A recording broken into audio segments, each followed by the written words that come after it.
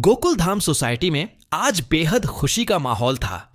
सभी लोग उत्साहित थे क्योंकि अब यह पूरी तरह से साबित हो चुका था कि अब्दुल की साइकिल सच में सोने यानी गोल्ड की बनी हुई है। जिस साइकिल को अब तक एक साधारण चीज समझा जा रहा था, वह अब एक कीमती और अनोखी चीज बन गई थी। सोसाइटी के सभी लोग हंसते, मुस्कुराते और इस खुलासे पर हैरान थे। अब्दुल की खुशी सबसे ज्यादा थी क्योंकि उसकी प्यारी साइकिल का सच अब सबके सामने आ चुका था। लेकिन इसी खुशी के बीच एक ऐसा पल आया जिसने पूरे माहौल को पूरी तरह बदल दिया। चालाक चोर चोनीलाल, जो पहले साइकिल के पीछे पड़ा हुआ था, अब उसकी लालच और गुस्सा दोनों एक अलग ही रूप ले चुके थे। जैसे ही उसे पता चला कि साइकिल गोल्ड की बनी है, उसका इरादा और खतरनाक हो गया। सोसाइटी को लगा कि सब ठीक हो गया है।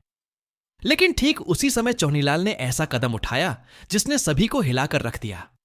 चोनीलाल ने गुस्से में अपनी जेब से पिस्तौल निकाल ली और जोर से चिल्लाया, अब सब लोग हट जाओ, ये साइकिल मेरी होगी। एक पल के लिए पूरे गोकुल धाम में सन्नाटा छा गया। कोई समझ नहीं पाया कि अब आगे क्या होने वाला है। जेठालाल और मेहता साहब एक दूसरे की तरफ देखने लगे। भिड़े सर तुरंत सतर्क हो गए और अब्दुल के चेहरे पर डर और सदमा साफ नजर आ रहा था। गोकुल धाम की एकता एक तरफ और चोनीलाल का जुनून दूसरी तरफ खड़ा था। चोनीलाल को लगा था कि पैसे की बात करके मामला सुलझ जाएगा, लेकिन जब अब्दुल ने साइकिल बेचने से इनकार कर दिया, तब उसका धैर्य पूरी तरह टूट गया। अब उसके हाथ में पिस्तौल थी और चेहरे पर बेचैनी। सोसाइटी के लोग पहली बार इतने तनाव में दिखे। लेकिन गोकुल धाम की खासियत ही यही है, उन्हें कोई डराकर झुका नहीं सकता। सभी लोग एक साथ खड़े हो गए और चोनीलाल को समझ आ गया कि ये लोग किसी की धमकी से पीछे हटने वाले नहीं हैं।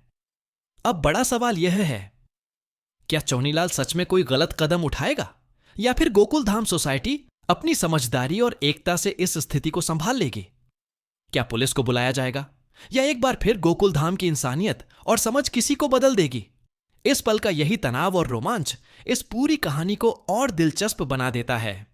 अगर आपको यह कहानी पसंद आई हो तो शो बीट को जरूर सब्सक्राइब करें।